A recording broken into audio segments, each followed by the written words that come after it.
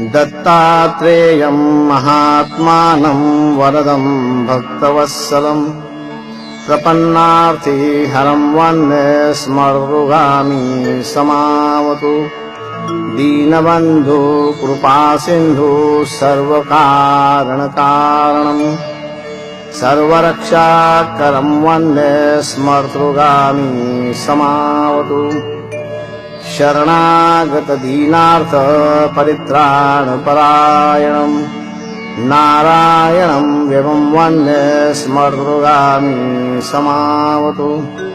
सर्वानर्थहरं देवं सर्वमङ्गलमङ्गलं सर्वक्लेशहरं वन्दे स्मर्तृगामी समावतु। शोषणं पापपङ्कस्य दीपनं ज्ञानतेजसा भक्ताभीष्टप्रदं वन्दे स्मर्तृगामी समावतु।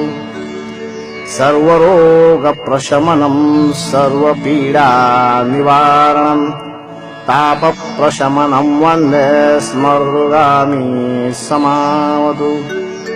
ब्रह्मण्यं धर्मतत्त्वज्ञं भक्तकीर्तिविवर्धनम् आपदुद्धरणं वन्दे स्मर्तृगामी समावतु। जन्मसंसारबन्धघ्नं स्वरूपानन्ददायकं निःश्रेयसप्रदं वन्दे स्मर्तृगामी समावतु। जयलाभयषट्कामो दातुर्दत्तस्वयत्स्वम् भोगमोक्षप्रदक्षेमं प्रपटस्फुटी भवेत्। अवधूतचिन्तन श्री गुरुदेव दत्त।